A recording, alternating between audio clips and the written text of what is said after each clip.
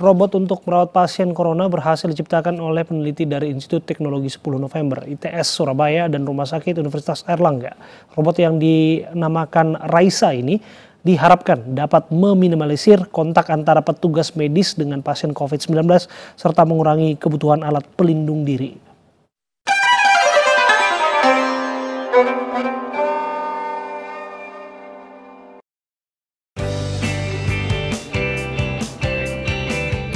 Inilah Raisa, robot hasil ciptaan peneliti dari Institut Teknologi 10 November ITS Surabaya dan Rumah Sakit Universitas Airlangga. Robot Medical Assistant ITS UNER ini nantinya akan membantu kerja tenaga medis dalam penanganan pasien positif corona yang tengah diisolasi. Robot setinggi 1,5 meter ini dilengkapi dengan 4 rak bersusun yang dapat membawa barang dengan berat maksimal 50 kg. Selain itu, Raisa juga dilengkapi monitor untuk komunikasi dua arah antara tenaga medis dengan pasien menggunakan multimedia. Robot ini mampu memberikan pelayanan kepada pasien yang sedang diisolasi seperti mengantar makanan, pakaian, maupun obat-obatan.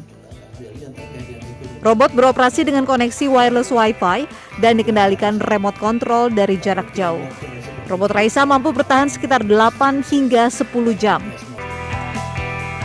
Proyek robot untuk penanganan pasien COVID-19 ini mendapat dukungan dari pemerintah Provinsi Jawa Timur.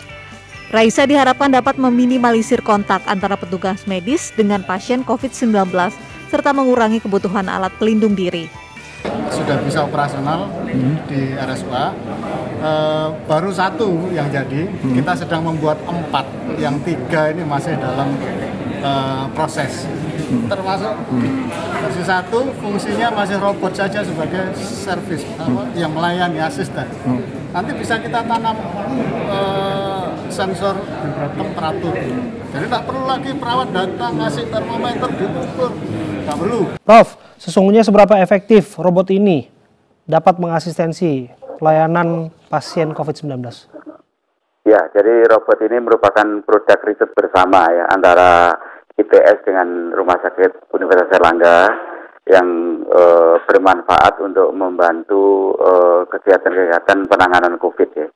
Jadi yang jelas robot ini akan sangat bermanfaat untuk membantu tenaga kesehatan.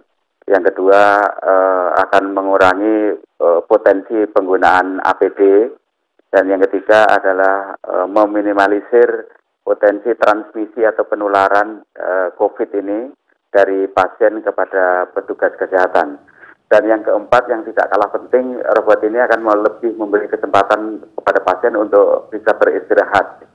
Jadi tidak berulang kali dilakukan pemeriksaan oleh tenaga kesehatan, sehingga pasien harus berulang kali bangun dari istirahatnya. Maka dengan adanya bantuan robot ini akan lebih efisien, lebih ekonomis, dan kemudian bisa memberikan kesempatan pasien untuk bisa beristirahat dengan baik.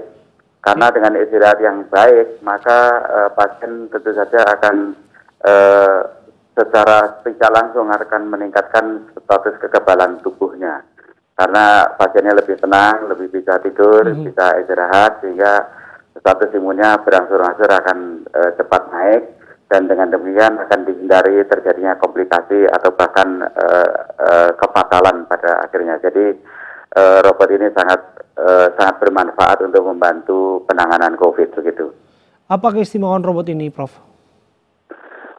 Robot ini secara teknologi itu dikembangkan oleh ITS, tetapi fitur-fitur untuk masukan-masukannya ini dari Rumah Sakit UNER ya. Jadi di sini robot ini bisa diajak dialog ya.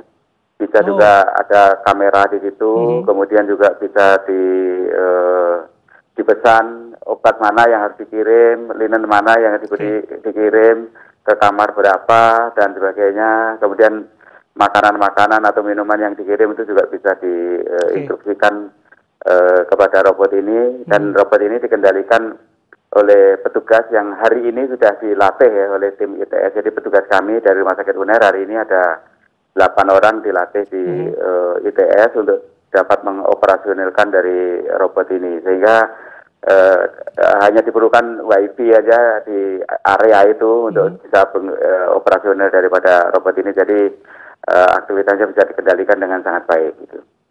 Oke, Ini kan masih pilot project ya, Prof ya. Kapan ini segera bisa disempurnakan untuk pada prakteknya bisa langsung menangani pasien COVID-19? So, ini sudah jadi sebenarnya. Tapi ini generasi pertama ya. Jadi udah jadi. Jadi besok pagi robot ini akan dimobilisasi dari ITS ke Rumah Sakit UNER. Kemudian besok siang rencananya robot ini sudah bisa memberikan layanan kepada pasien ya. Jadi besok siang rencananya robot ini sudah akan difungsikan, ditaruh di lantai 4 gedung Rumah Sakit Pusat Tropik Infeksi Rumah Sakit UNER, di mana di situ merupakan ruangan intensive care unit atau ICU ya.